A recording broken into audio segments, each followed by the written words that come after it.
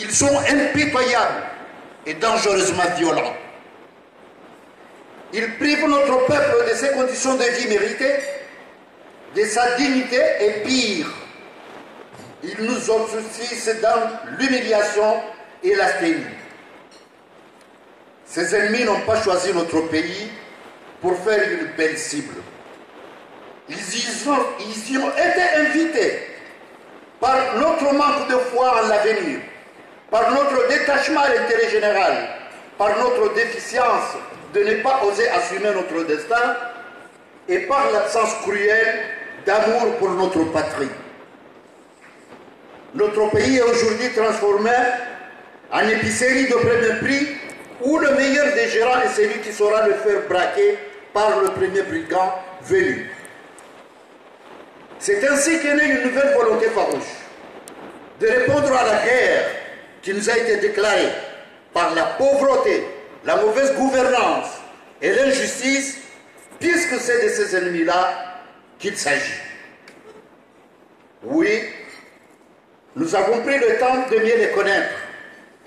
Nous avons défini les moyens à réunir pour triompher. Nous nous sommes rendus compte que si ces ennemis sont misanthropes, ils sont plus pratiques à mettre à genoux parce qu'ils sont sans âme, sans fierté et sans besoin de gloire. Nous n'allons pas perdre du temps pour chasser les fourmis qui rongent notre pays. Nous avons pris nos responsabilités de détruire la fourmilière qui gangrène notre vie. Vous l'avez compris, camarades et chers amis, que notre combat n'est pas d'avoir le pouvoir pour pérenniser un système à bout de souffle, parce qu'incapable de gouverner, raison pour laquelle nous n'avons pas pris part aux dernières élections les plus risibles de notre histoire démocratique.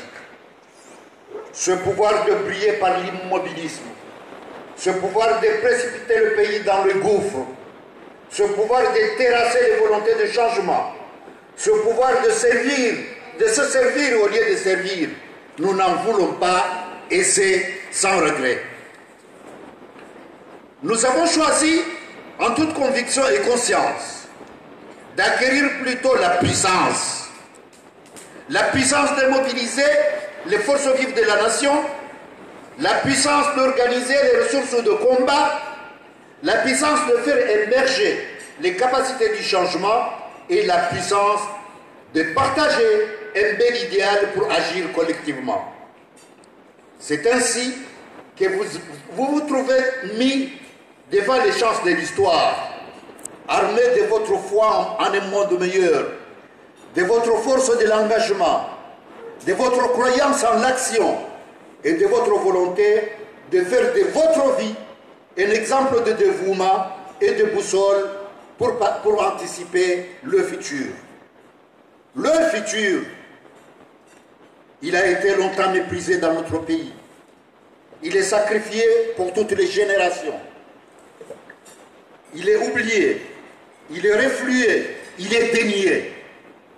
Nous avons pris la mission historique de le conjuguer, de l'écrire, de le traduire et de le vivre par la démarche Naribarikishe Niekomor.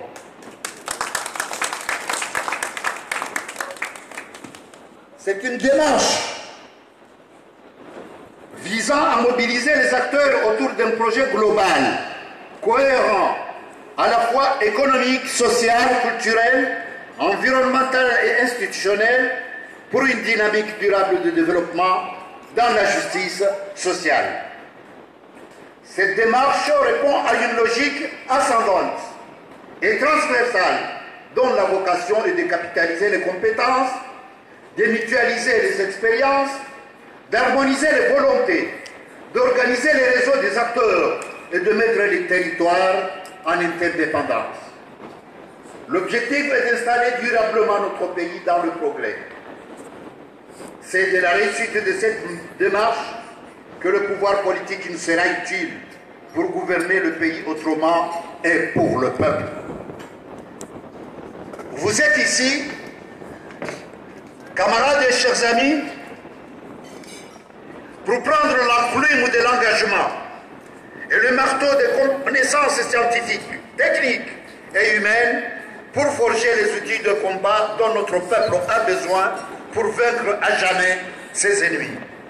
Les ateliers que vous allez faire au cours de cette journée, comme l'a très bien dit le premier secrétaire fédéral de la Fédération France, vont faire ressortir les différentes propositions pour que ce parti, votre parti, s'inscrit dans la logique de son combat pour faire gagner notre pays.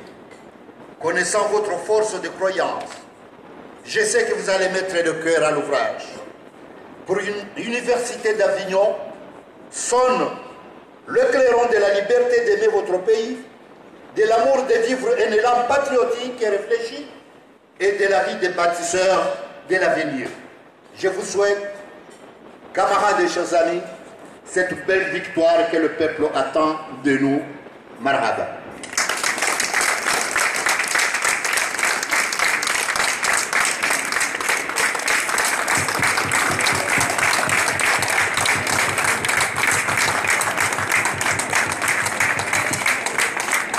Marhaba.